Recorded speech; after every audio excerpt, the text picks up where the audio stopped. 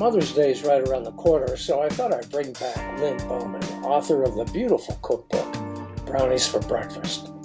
Lynn's a grandmother from California who's in her 70s and knows what it's like to raise a family and spoil grandkids. She's lots of fun, so stay with us. Welcome to Lean to the Left, home of no-holds-barred commentary, plus interviews with fascinating people. Some of them top experts, others simply with interesting stories to tell. You'll never know who'll show up at Lean to the Left. Now here's your host, Bob Gaddy. Hey guys, I just want to take a minute to thank you for hanging with us on the Lean to the Left podcast, where we focus on important social issues that affect all of us. We're approaching now 10,000 subscribers on our YouTube channel, and if you haven't subscribed yet yourself, you should do it so you don't miss out. Comments on both YouTube and on our audio channels like Apple, for example, would really be appreciated and they'd be helpful. A 5-star rating would be awesome if you're up for that. Now, our guest today, Lynne Bowman, has been featured at women's expos throughout the country, speaking on kitchen table culture, community planning, and dealing with diabetes, which she says has been a gift. Now, I've never heard that before. Lynn teamed up with actress Deidre Hall to write and publish Deidre Hall's Kitchen Close-Up in 2010, and Deidre Hall's How Does She Do It in 2012. Previously, she worked with companies like E&J Gallo Winery, where she was creative director, and Rudkin Laboratories, where she was advertising manager. Lynn also held various positions with agencies and clients in San Jose, Los Angeles, and on the East Coast. Lynn's also worked as an actress, a makeup artist, screenwriter, illustrator, legal journalist, and TV weather person. She's the mother of 3 grown kids and has 2 grandchildren. Now, Lynn also shares our Lean to the Left focus politically and has plenty to say about the world in which we are raising our kids today. So we'll talk about some of that too. And of course, we'll talk about her cookbook, Brownies for Breakfast, and about healthy eating, things we can do to stay healthy, and a lot more. I'll tell you, this morning, I was telling Lynn that I wasn't feeling so hot today. I just down, draggy a little bit. And the first thing she said to me was, "What are you eating?" And I told her, and she slapped my wrist and said, "You should be doing this, and you should be doing that." I'll take her advice to some extent, because I like the stuff I eat. So, hey, Lynn, since this is a pre-Mother's Day show, tell us about your kids and your grandkids. That's a big order. How many kids you got? How old are they? What do they do? Okay. Well, I have 3, and they are all in their late 40s or edging toward late 40s. So they're all in that part of their lives where they're doing too much and stressed out all the time. My oldest, my son, is in North Carolina farming, he just got some land and he's building his place. And one of this generation of new homesteaders, really. The young ones who are thinking differently about food and our food ways and our sources for food. So he and I have long conversations across the country about all that.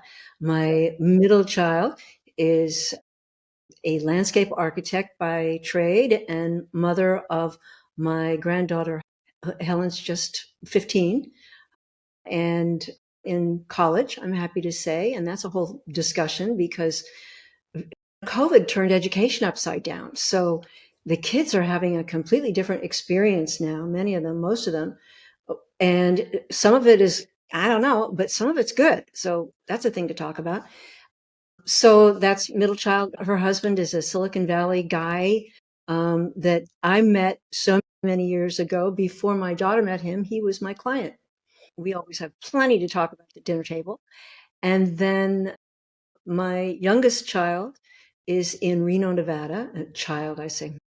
She had her first baby at the age of 43, and her baby is now 18 months old. And of course, just fabulous, the most fabulous baby ever.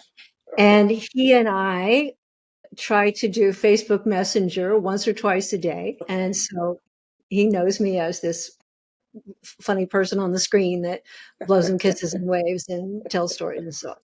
But how cool is that? Oh, it That is very even cool. when I couldn't see them all winter because I couldn't drive, anyone who's been seeing the news knows that the Sierra Nevadas were covered in 20 feet of snow all winter. Mhm. So there was no way that I could drive over there. So we have our relationship via just like you and me, Bob. It's Okay. all virtual, but it's still lovely. Cool. Although That's you said really I nice. slapped you. That was a virtual slap. It was a virtual slap. Yeah, it was a Yeah, virtual you would slap. remember it if it weren't. You know what? It struck me as I was looking through other things that you've done in your career. Or the You ones were, I will admit to anyway. Okay. what'd you say? The things that I will admit to in my career. You've That you looked. admit to. Yeah. Okay. That are in your little resume that you sent Yeah. me that I dutifully read off to the people. That was Uh, really well done, by the way. Thank yeah. Okay. So anyway, you had a lot of jobs. You did a lot of things. TV weather person, actress, all these things that you've done. You were doing that while your kids were growing up. How did you balance all of that, the work life thing, raising kids, having this career? What did it take to do that? you. Fear and desperation. And I didn't have a husband. I was a single woman from the time my Oh, kids were 2, 3, and 4. So I did not have to worry about my relationship and his career and all that sort of thing. And he wasn't dropping clothes on the floor and messing up the kitchen. I was queen and empress in my house. okay. So I hired help as soon as I was able to do it and got the help that I needed when I could. And also, Bob, you don't have a choice. You do what you have to do to keep the house running, to keep the kids in school, to keep everything happening. I would get up, and this was the 80s primarily. I would get up at 5 in the morning and put on a full face and the shoulder pad outfit and the whole thing, and then feed everybody and help everybody get packed up and then take everybody to daycare and drive the distance from my cheap place out in the suburbs into my office in the Silicon Valley. And I'd get there early because I was a female. And so I did everything I could do to be not just as good as, but better than the guys who I was working with. And in those days, it was not real balanced. There were not many girls in the room. So I'd slide in early and get there and look all calm and everything. And then the men would start coming and going, man, I had a rough time getting to work this morning. Of course, I'd been at it since 5 in the morning and taking care of kids and everything else. But you'd say, oh, hi there, Jeff. You Nice to said see you. because you were a female. Explain that. Explain it. Honey, you're older than me. So you know how it was back in the day. You hired women when you had to. And I should say, okay, I was in the advertising business. So Right. my work was in an advertising agency. And one of the reasons I had pretty good work for pretty decent money was because they couldn't find men to do what I did. You were hired based on, it's like being a singer or something. You're hired based on your book, which is the ads that you've done. And Okay. so if someone liked that, they weren't hiring you as a person, they were hiring you for your product. That became their product. So Okay. advertising was a field where women in the United States, anyway, got a foothold professionally earlier than a lot of other careers because we could do the work as well or better than the men. We didn't have to be strong or tall or tough, although maybe there was a toughness sort of factor there. And and then particularly when I came to the Silicon Valley, it was interesting because it was all guys and they were geeks, they were nerds. And by the way, I married a nerd, and Okay. his pickup line was, try a nerd, you'll never go back. And he was right, and I didn't. And I'm happy to say That's 33 pretty years funny. later, yeah, love those nerds.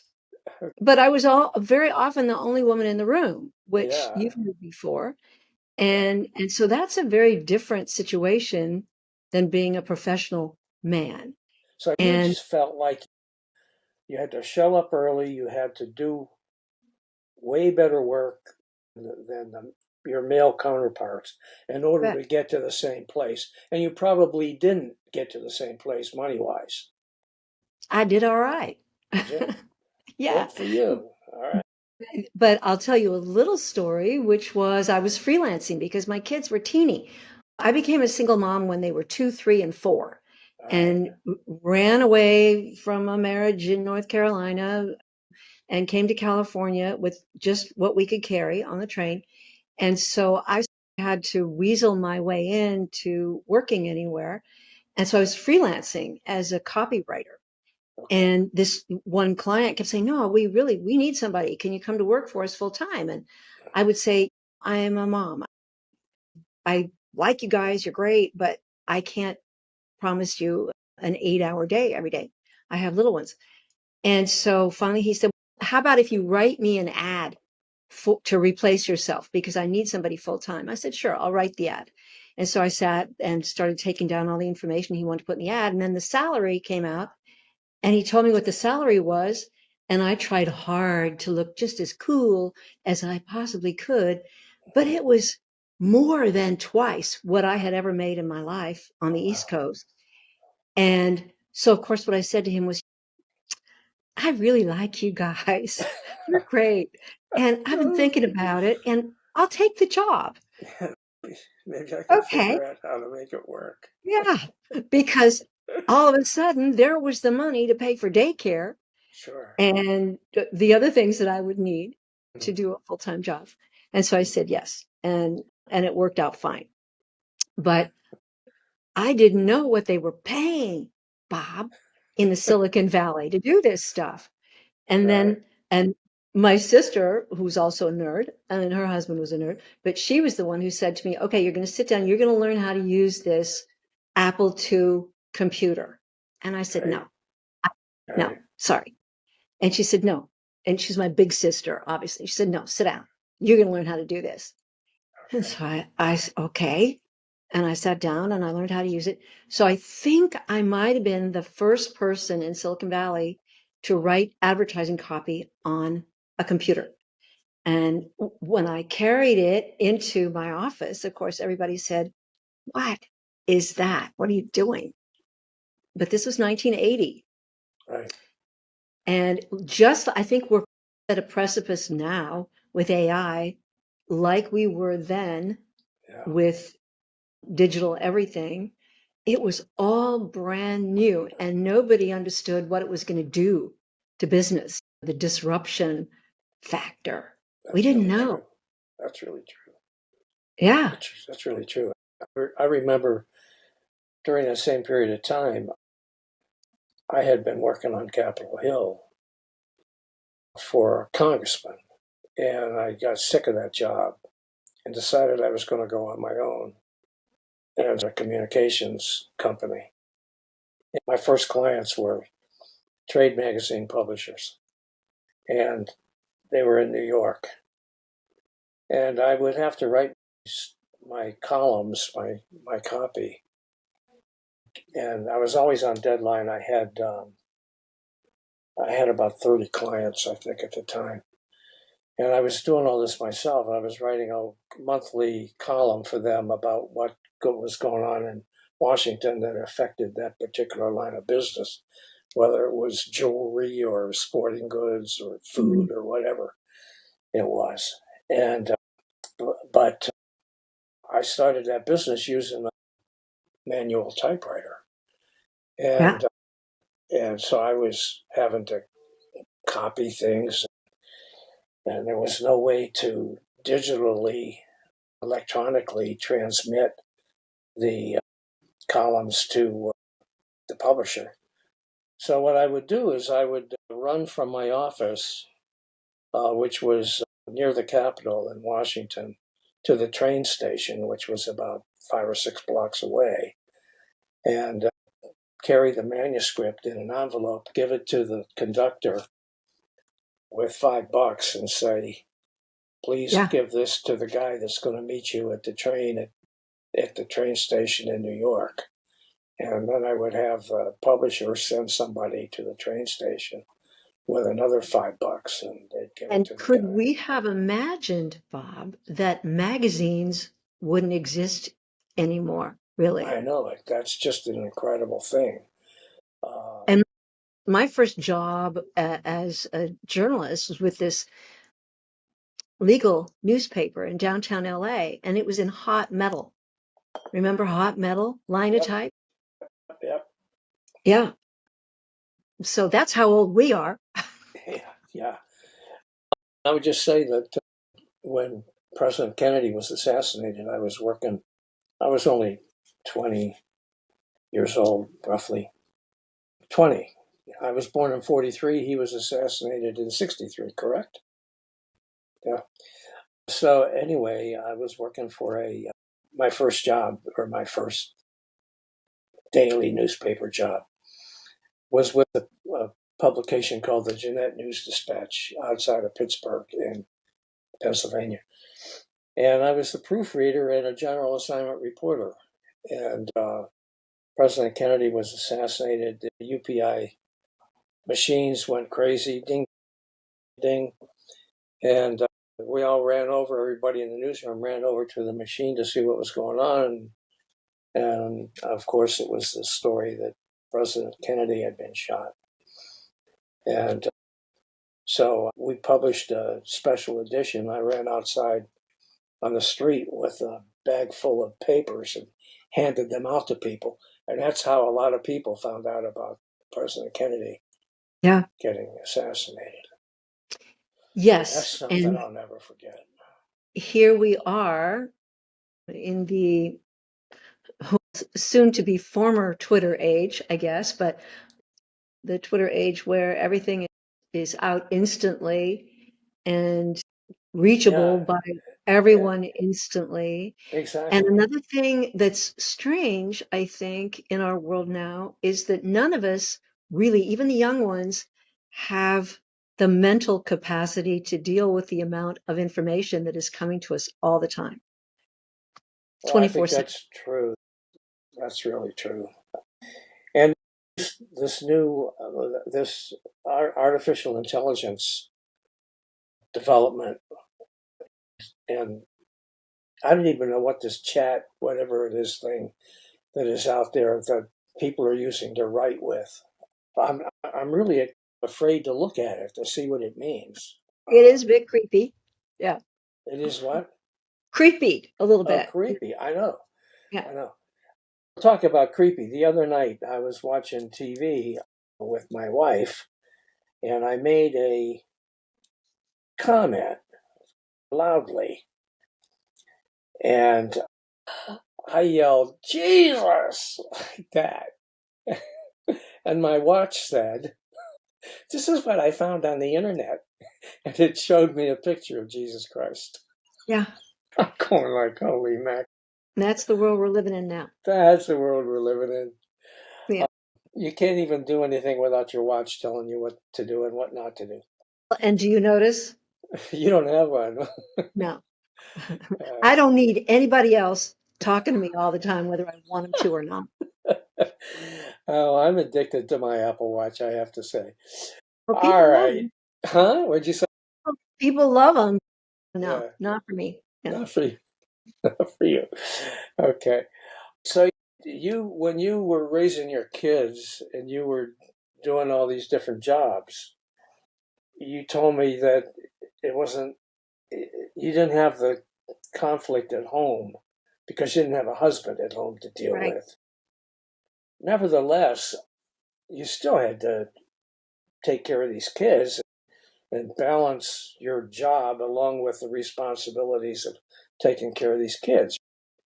And I'll also tell you, and I think most single moms, at least, I can't speak for the dads, will tell you that almost any career you can think of is easier than raising kids.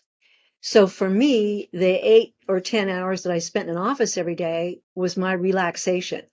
I had work that I enjoyed for the most Sure. part, and that Sure. was satisfying to a reasonably good degree. And I didn't have to work out in the fields. I didn't have to work in awful circumstances.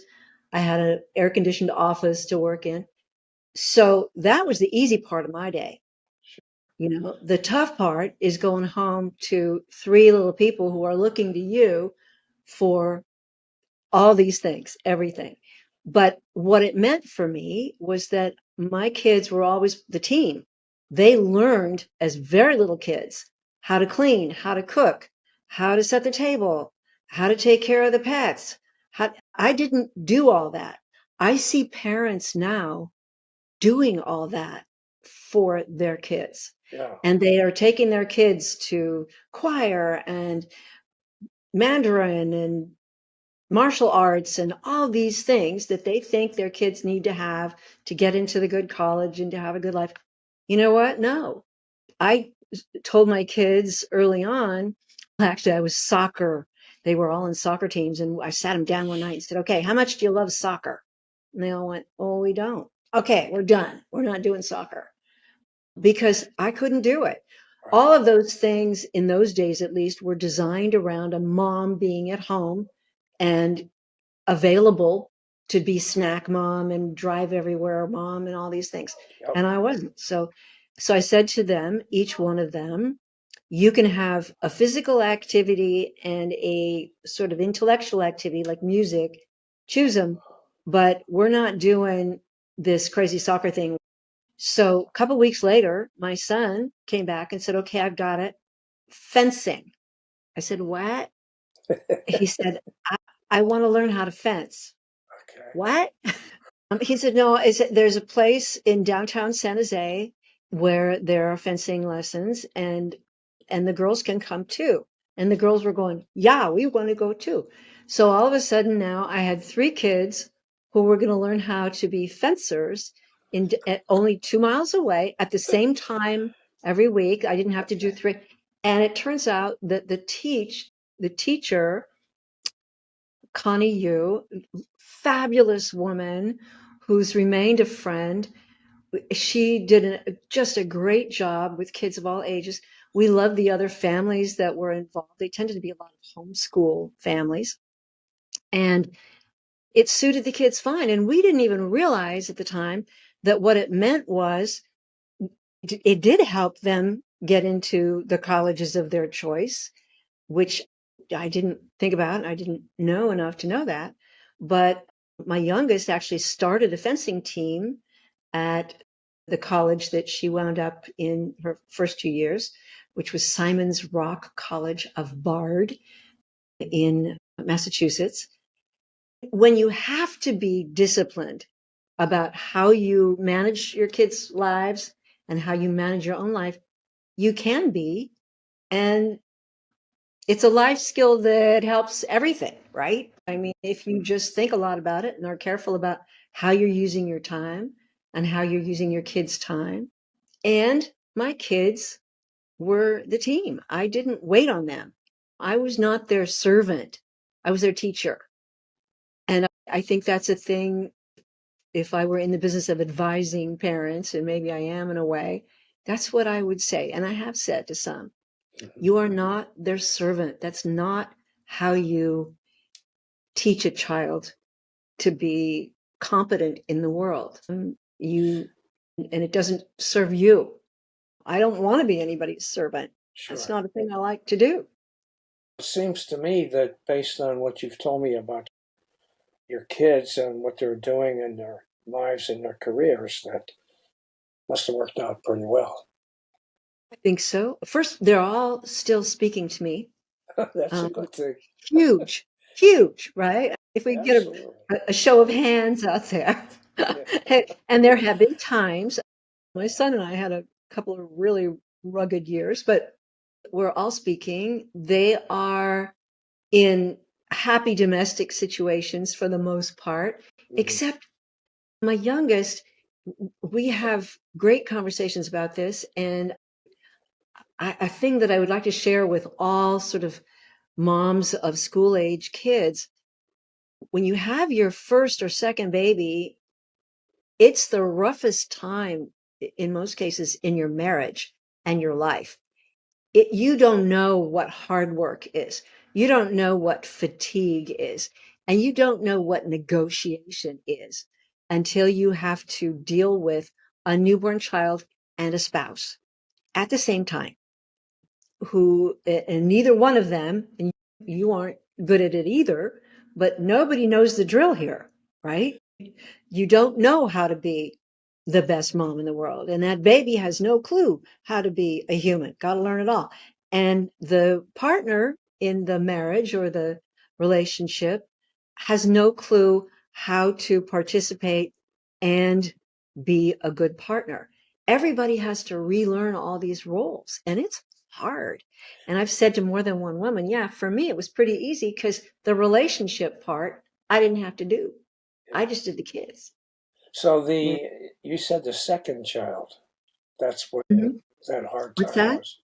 You said when you had your second child. Is that what you said? I think I said first or second child. Yeah. Oh, okay, okay. That first year with a new baby, and I had healthy babies for the most part. One spent some time in hospital for a couple of reasons, and in fact, that scene where you sit by the tent in the hospital with your 5-week-old in there, and the doc has to say to you, 50-50. We don't know. Those are life-changing moments where priorities become so clear, Bob. You get your head straight quick about what matters and what Yeah, doesn't. for sure. Did that happen to you? Yes, it did. Okay. And the child is okay, obviously, now. She is much better than okay. Okay. But I sat by her bed and I promised her stuff. I told her that she would have everything, every pony, anything she wanted, and we would have so much fun. And you know what? We have. And I have pretty much tried to give her whatever the heck she wanted. And I've been rewarded by not only a fabulous daughter in both cases, but now I have a fabulous granddaughter, which is the most wonderful gift, of course. Yeah, there's nothing like that. Yeah.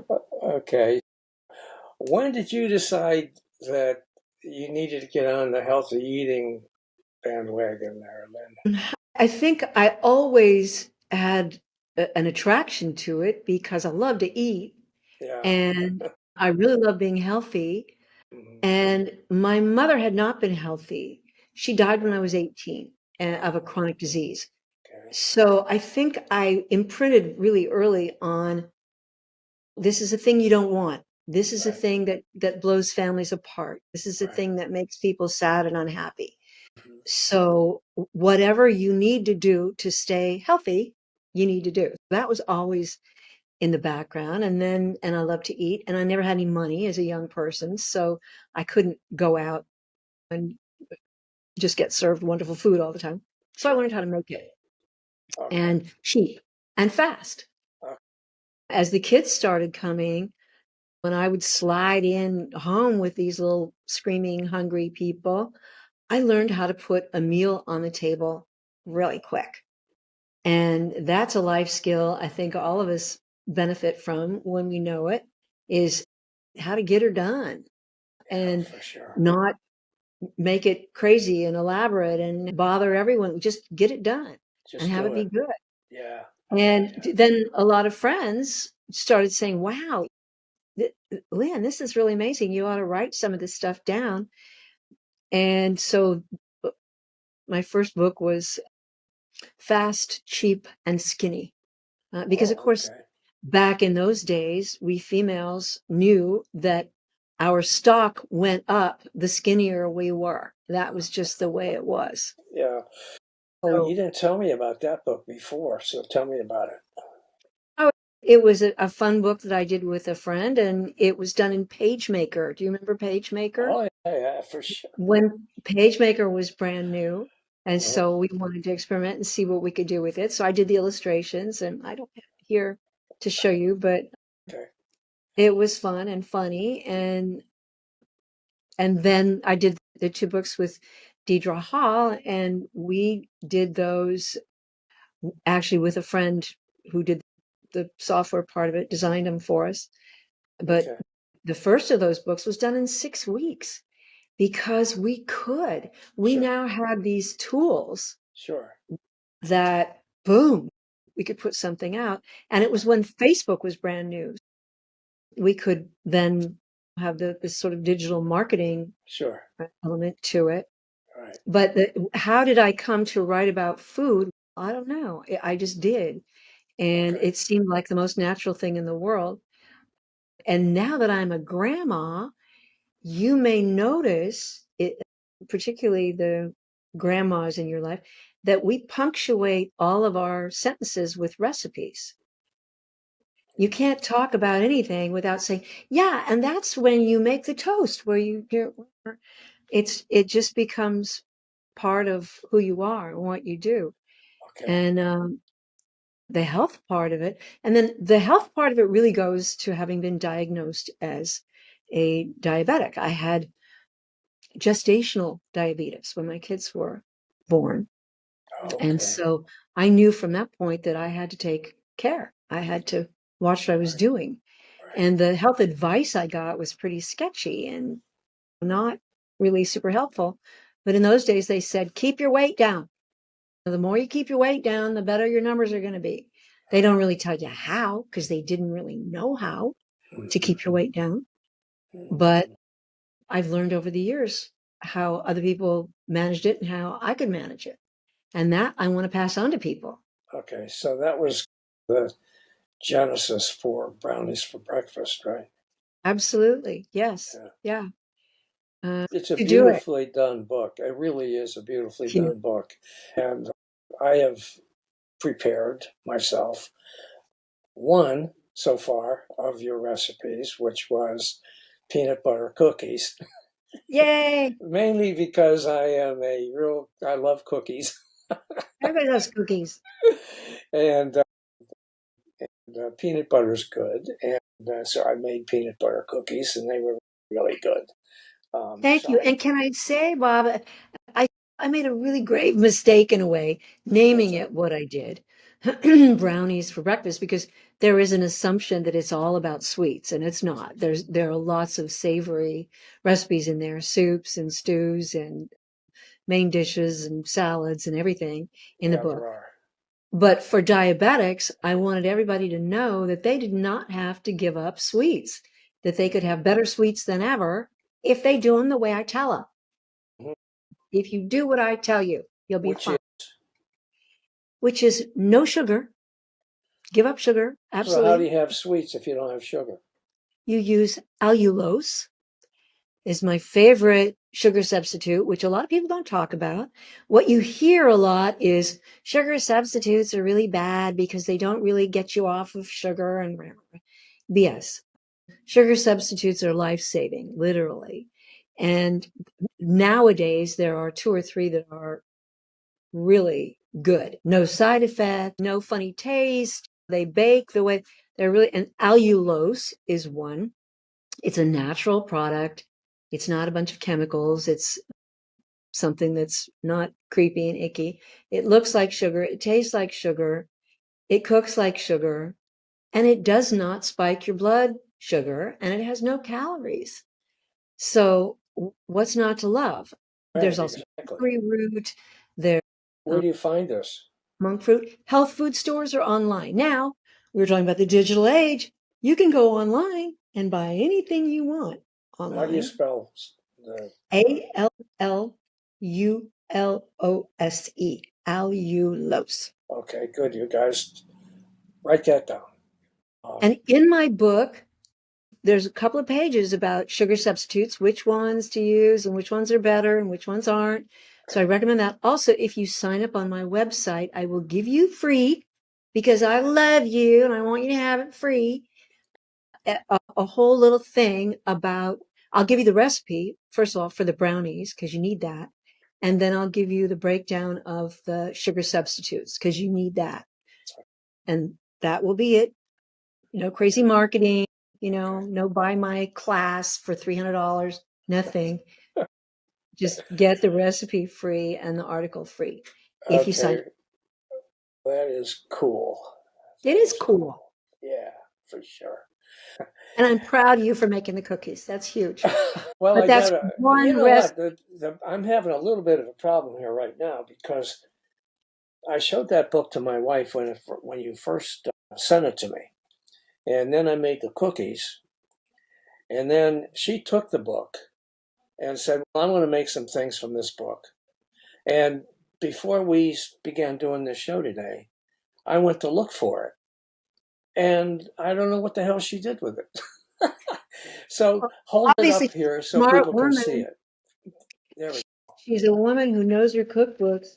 go. Yeah, And you can tell I talk about eggs, yeah, among other things. yeah, yeah. You know what? And the thing is beautifully illustrated. There's beautiful photos. Donuts. You took a lot of those photos yourself, didn't you? I took all the pictures of food. I didn't Yeah. take the pictures of myself. Oh, peppers, padron peppers, coming Oh, in okay. season again. Yeah. And Okay. so easy. The whole thing is just so easy. Okay. Oh, fruit. Yeah. Yes, diabetics, you can eat fruit, and I tell you how. But also, it's not just for diabetics. It's for anybody who wants to eat healthy, especially, oh, we're planting these right now too in our raised beds. Radishes, Oh, okay. Beautiful. radishes. Yeah. So good. And there's soup recipes in here. Oh, this is one that I look forward to every year when the tomatoes, we grow little tiny tomatoes, gazpacho, cold soup. Oh, I love So gazpacho. easy, so delicious. And if you go to a fancy restaurant, you will pay this year even more. You'll pay $15 for a little teeny tiny serving of this stuff. Sure. And you can make it for, oh, a small fraction of that Yeah. in a blender. And it's so easy. Here's You know apron. what I'm going to have to do is look at your gazpacho recipe. That'll be my next thing because I love gazpacho. That's really good. Don't you? It's Oh just, yeah, it's love it. absolutely one of the Yeah. most wonderful. And yes, of course, I have the obligatory avocado toast recipe Okay. because you can't be cool anymore if you don't eat avocado toast. Oh really? I guess Yeah. I'm not cool then. No, you need to eat some avocado toast, Bob. Okay. All Um, right. Okay. and Now, here's go Miss ahead. H's pumpkin pancakes. Miss H is my granddaughter. Oh, okay. And and one of the secrets of the book is that I use pumpkin a lot instead of flour. Okay. Um, That's so interesting. I didn't know yeah, you could do that. yes, you can do it That's because interesting. I did this book. You can do it. Okay. You know what? In our last discussion that we did, and I urge you guys, if you didn't check it out, you should. Just go up to podcast.leantotheleft.net and check out the thumbnails of the different shows, and you'll find the show that Lynn and I did a couple months ago. We were fabulous, weren't we? And it was a really interesting discussion. We talked about our book, of course, but we also talked about tons of other stuff. And which is why I invited her back because I wanted to do something focused on Mother's Day. But she was such a kick to talk to that. And also, she didn't give me a hard time because there are certain things that I like that I told her about that are not particularly wonderful, like a daily dose of ice cream. And she No, shakes her what? head. You're lucky I'm so old. I have a poor memory, so I have no idea what we talked about before, and I hope we're not repeating ourselves too badly. No, we're not. No, we're Okay. not. Not at all. But I do want to ask you this. You mentioned in that discussion that food companies are designing their products specifically to encourage overconsumption. Talk about Absolutely. that a little bit. Explain that a little bit, because I think Well, people will be concerned about that. it's the craveability industry, and these are the guys in buildings in New Jersey who figure out what to put in food so that you will be addicted. And when I say addicted, I don't mean it metaphorically. These foods are addictive. Mhm. And you can eat a ton of them and keep eating them because they're chemically designed to not satiate you, to not have you feel full when you eat them, and to want more and more. And the way they do that is they put a lot of sugar and salt and fat in them and absolutely no nutrition. They are worthless as foods. Have you got any And yes, you examples? hear me talking about you Doritos and those things. Anything in a bag or a box with a whole bunch of ingredients in it Mm. is designed to make money for the people making it. It's not designed to fill you up or make you healthy or make you happy. It's designed so that you cannot literally stop eating it. So you keep buying more. And it's placed in the grocery store so that you won't miss it, so that you'll grab it, so that your kids will grab it.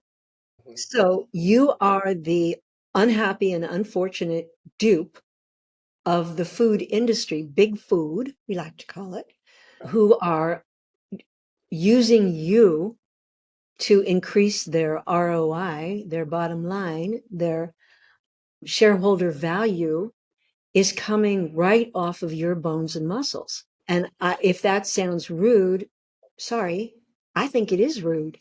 I think I think it's close to murder. And so I'm out here talking all the time about read the label, first of all, know what you're eating, read that label. And if you can still convince yourself or someone else at your table that that is good food to eat, okay, Yeah. Okay. Hey, you want to talk a little politics? let's. Okay. What do you think about the spate of bills that are being considered in various states to restrict abortions and ban books and legislate against the BTQ plus community? What do you think about all that? What do you think I'd think? It's murder. It is literally murder. When you remove a person's ability to manage their own health care. In the case, for example, of a woman who is carrying a non-viable pregnancy, an ectopic pregnancy, you are literally killing that person. That person may survive, but in many cases, they won't. What do we think we're doing here? Is there legitimacy to the idea that the people that are pushing these kinds of restrictive bills that they really care nothing about the child once it is born? It's make Oh, sure that it's born, and then that's the end of it. absolutely. All you have to do is look at the data. And that becomes an icky word for some people, but I'm sorry. If you look at the number of children that die every year from gunshot wounds, from avoidable illness, Mhm. from accidents, from automobile accidents, if you want to keep a child alive, work on those things. I can't, it's hard for me to not get a little hot under the collar. And of course, I come from a time when I was in high school and began college, women had to go to Mexico to get abortions or go to a provider who was not legal. So I saw friends die as a result of pregnancies.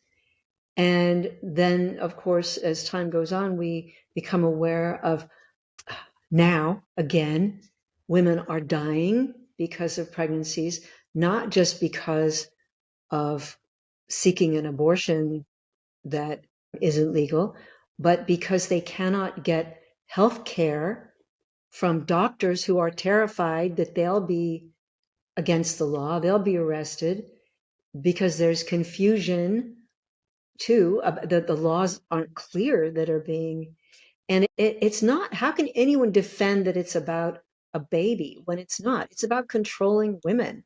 It's about controlling women.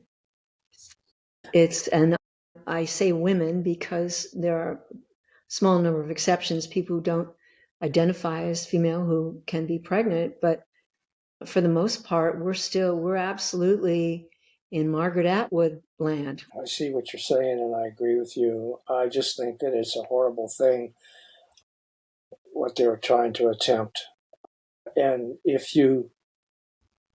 I'm sorry, if you look at the people that are behind this legislation, typically you're talking about men. Yeah.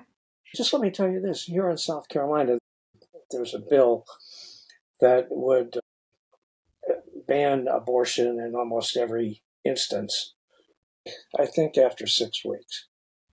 And that bill is currently before the state legislature, which is run by Republicans.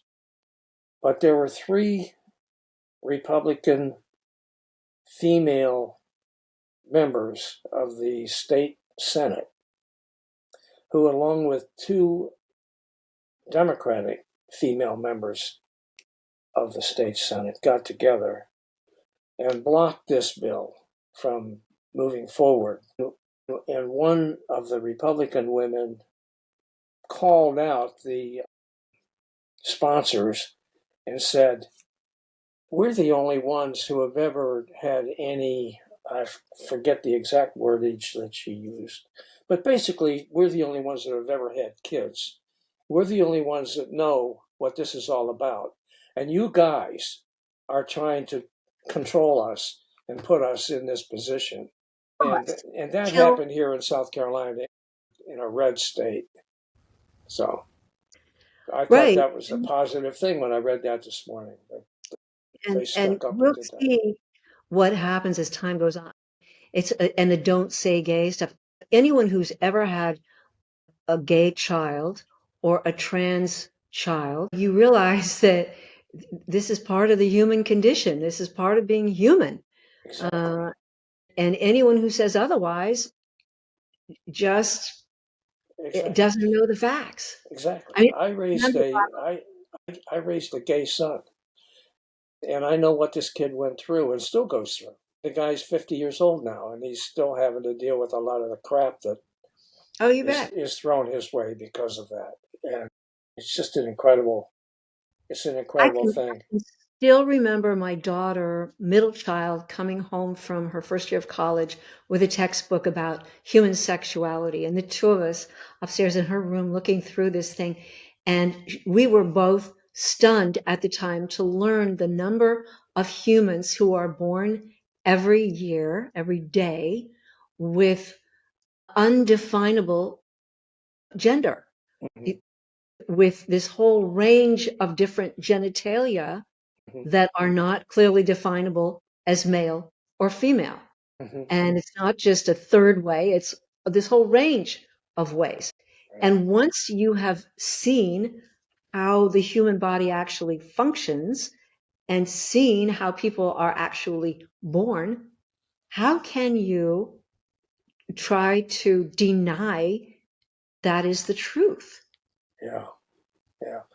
It's And the truth. while all this is going on, we have an ex-president that's on trial right now for rape Yeah. a writer in a freaking dressing Yes. room. She actually was someone that I read a great deal and enjoyed reading. She's Mm-hmm. hilarious as a writer, Mm-hmm. smart gal, and she's being a hero as she does this because we all know that the chances of everyone saying, yes, she's right. No, she knew she was going to get up there and have a huge contingent of people going, she's lying. She's only doing this for this reason or that reason. You got to be a tough broad Yeah. to allow yourself to go up in what is a internationally advertised trial and tell your truth and know that you are going to be shot at and Absolutely. belittled. Absolutely. And now this guy is wants to be president again, and he's Forever. Uh-huh. for forever. just for like his sure. friend in China, and his Yeah, other friend in Russia, yeah.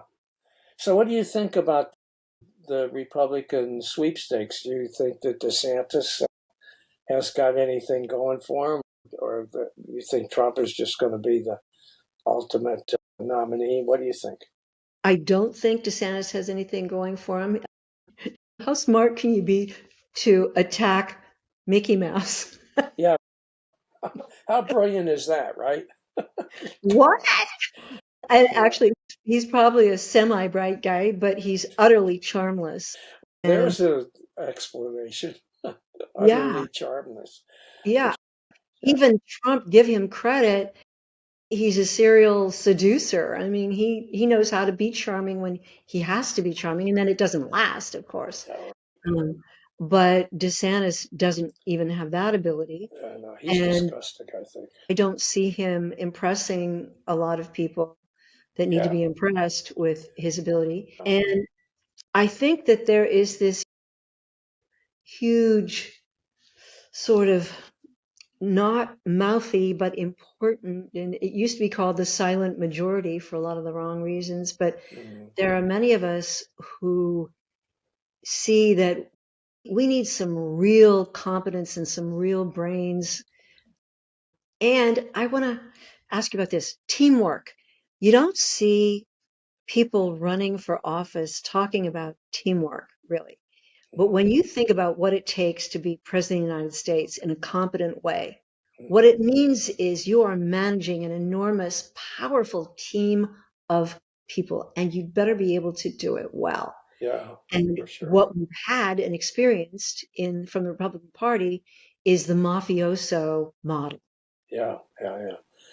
Well, so And what about Joe? Do you think that? Do you think that he I should think be running again, or what do you think? I think he gets very competent, intelligent people around him. Look who he's brought in. Yep. Look who his cabinet is. Hmm. So, good chief executive builds a team, builds a great team. Yeah. And judging him on that, I would say that Joe has been Yeah. spectacular. I've been a Yes, little bit disappointed with. I didn't think he gave Kamala Harris enough substantive stuff to work on. no. And Kamala is not everybody's cup of tea. She's a tough cookie and a brilliant woman, extremely competent, but I don't know. It's a sort of a telegenic quality that she doesn't have that some other public figures have. Mm, And I would hope that she gets some good coaching in that regard because she can certainly do the job. yeah, She's a smart cook yeah, and has great experience. yeah. But I had to laugh, when she was running. What did they bring up? She slept with Willie Brown. Uh-huh.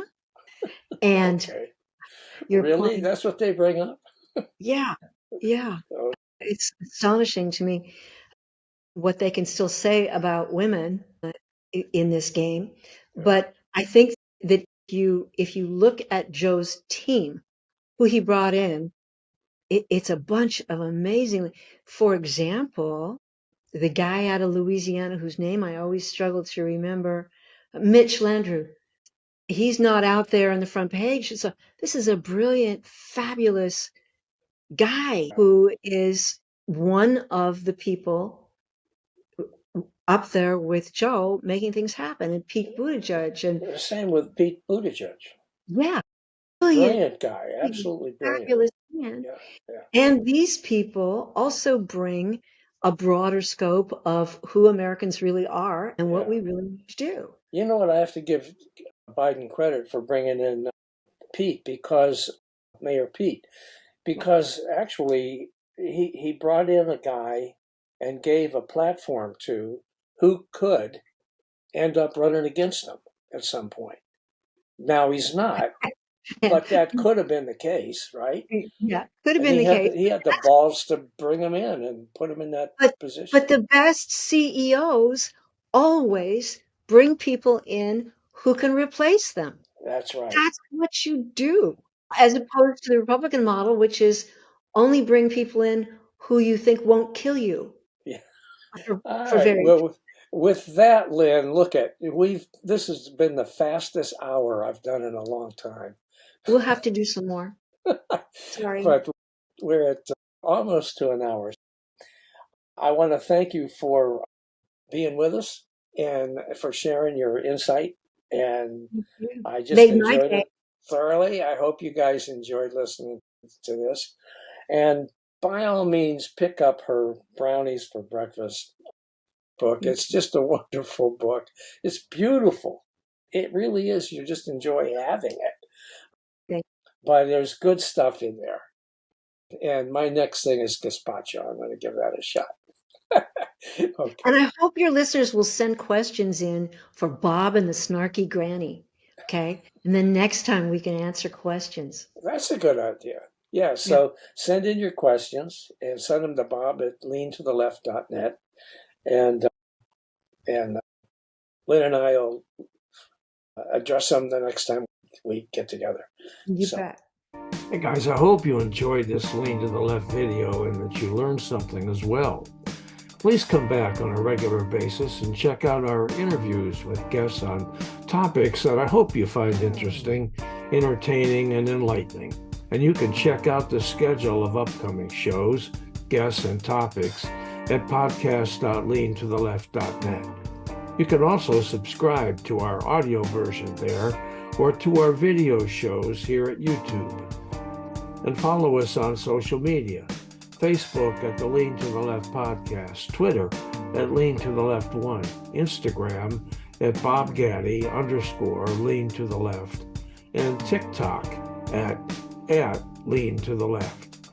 Our goal is to be informative and entertaining as we and our guests comment on the latest developments in the news and about the social issues that concern us all. This is Bob Gaddy signing off for Lean to the Left. Thanks for sharing your time with us.